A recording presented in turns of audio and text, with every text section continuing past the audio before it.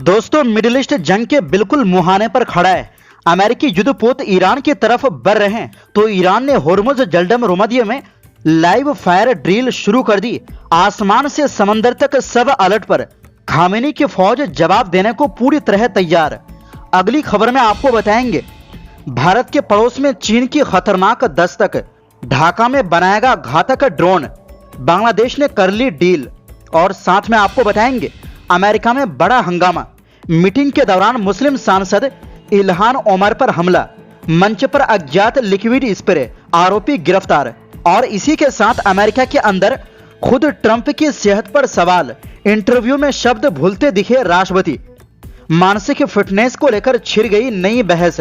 तो बिना समय गवाए बात करते हैं खबरों की।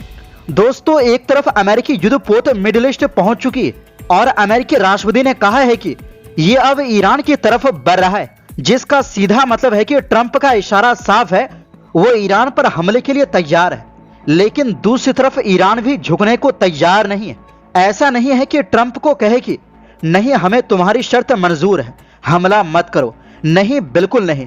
ईरान पूरी डटकर मैदान में खड़ा हो गया है। अब तो खबर है कि ईरान ने मंगलवार को होर्मुज जलडम रोमदिये के पास हवाई क्षेत्र को लेकर एक नोटम यानी नोटिस टू एयरमैन जारी किया है। ये चेतावनी इसलिए दी गई है क्योंकि इस इलाके में लाइव फायर सैन्य अभ्यास किया जा रहा है। इस नोटिस में कहा गया है कि होर्मुज जलडम रोमदिये के आसपास सैन्य ड्रिल के तहत असली हथियारों से फायरिंग होगी। ये सैन्य गतिविधि 27 जनवरी से 29 जनवरी के बीच होगी और यह अभ्यास 5 नॉटिकल मील के दायरे में किया जाएगा। ईरान ने साफ किया है कि इस तय इलाके में जमीन से लेकर 25,000 फीट की ऊंचाई तक का हवाई क्षेत्र पूरी तरह प्रतिबंधित रहेगा और इस दौरान वहां से उड़ान भरना या गुजरना खतरनाक माना जाएगा। इस बीच अमेरिका ने भी पहले ऐलान किया था कि यूएस एयरफोर्स सेंट्रल कमांड मध्य पूर्व में कई दिनों तक चलने वाला सैन्य अभ्यास करेगा। अमेरिका का कहना है कि यह अभ्यास तेजी से सैन्य तैनाती और युद्ध की तैयारी को दिखाने के लिए किया जा रहा है, खासकर ऐसे वक्त में जब ईरान के साथ तनाव बढ़ता जा रहा है। अमेरिका ने यह भी कहा है कि ईरान से निपटने के लिए सभी विकल्प खुले हैं, जिनमें सैन्य कार्रवाई भी शामिल है। रिपोर्ट्स के मुताबिक अमेरिका और इजरायल दोनों ईरान के मौजूदा सत्ता व्यवस्था में बदलाव चाहते हैं। वहीं ईरान की तरफ से कड़ी चेतावनी दी गई है। ईरानी अधिकारियों का कहना है कि अगर अमेरिका ने कोई हमला किया तो उसका जवाब तेज, व्यापक और पूरी ताकत के साथ दिया जाएगा। वहीं दूसरी ओर दोस्तों, बांग्लादेश की अंतरिम सरकार ने मंगलवार को ऐलान किया है कि उसने चीन के साथ एक अहम रक्षा समझौता किया है। इस समझौते के तहत बांग्लादेश में ड्रोन बनाने की फैक्ट्री लगाई जाएगी। ये समझौता बांग्लादेश वायुसेना BAF और चीन की सरकारी कंपनी CETC के बीच हुआ है। इस डील के मुताबिक बांग्लादेश और चीन मिलकर देश में एक आधुनिक यूनिट बनाएंगे जहां ड्रोन तैयार किए जाएंगे और जोड़े जाएंगे। इस समझौते की सबसे बड़ी बात यह है कि चीन सिर्फ ड्रोन नहीं देगा, बल्कि ड्रोन बनाने की तकनीक भी बांग्लादेश को सिखाएगा। इसका मतलब यह हुआ कि आने वाले समय में बांग्लादेश खुद अपने ड्रोन बना सकेगा और किसी पर पूरी तरह निर्भर नहीं रहेगा। शुरुआत में बांग्लादेश वायुसेना 2 तरह के ड्रोन बनाने की क्षमता हासिल करेगी। पहला मेल ड्रोन जो मध्यम ऊंचाई पर लंबे समय तक उड़ सकते हैं और निगरानी जैसे कामों में इस्तेमाल होते हैं। दूसरा वटोल ड्रोन जो हेलीकॉप्टर की तरह सीधे ऊपर उड़ते और सीधे उतरते हैं, यानी इन्हें रनवे की जरूरत नहीं होती। इन ड्रोन का इस्तेमाल कई कामों में किया जाएगा, जैसे आपदा के समय राहत पहुंचाने, मानवीय मदद, निगरानी और सैन्य अभियानों में। यह समझौता ढाका छावनी में बांग्लादेश वायुसेना के मुख्यालय में साइन हुआ, जहां दोनों देशों के बड़े अधिकारी मौजूद थे। बांग्लादेश की तरफ से वायुसेना प्रमुख air chief marshal Hasan Mahmood Khan, lieutenant general SM Kamrul Hasan और मुख्य सलाहकार कार्यालय के प्रतिनिधि शामिल हुए। चीन की तरफ से चीन के राजदूत याओ वैन इस मौके पर मौजूद थे।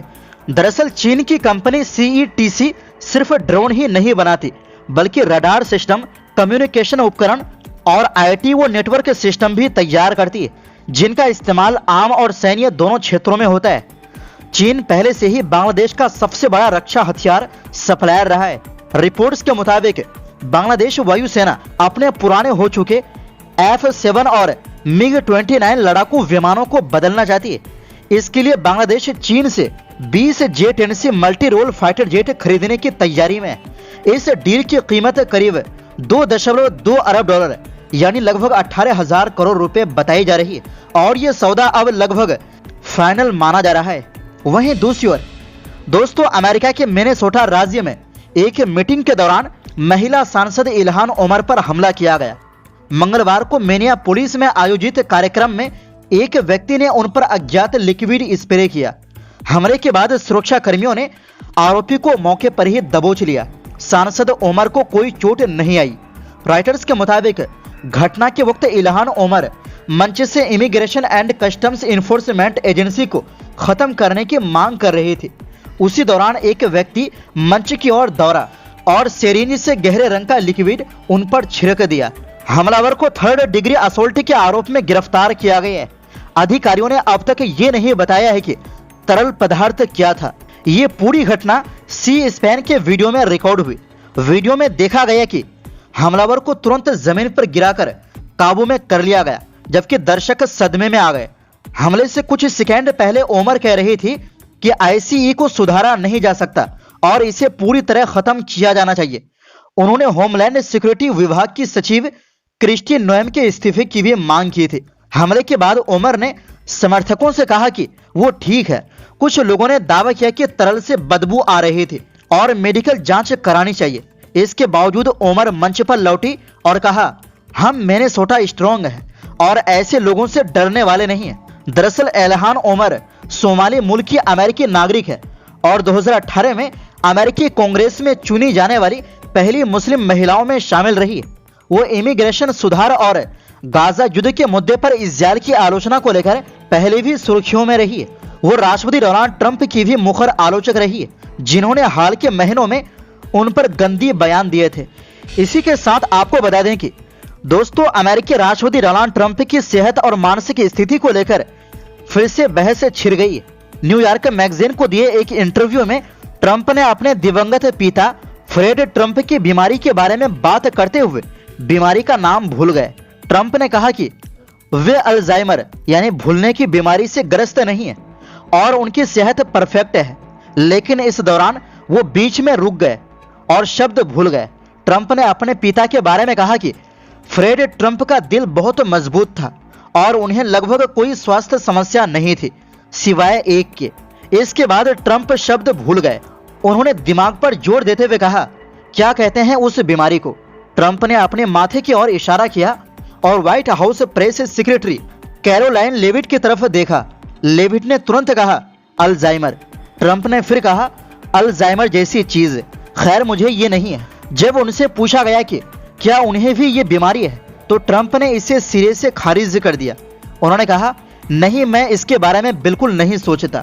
इंटरव्यू में ट्रंप ने अपनी स्टेमिना पर जोर देते हुए कहा कि वो आज भी वैसा ही महसूस करते हैं जैसा 40 साल पहले महसूस करते थे। व्हाइट हाउस ने भी इन चिंताओं को कम करने की कोशिश की।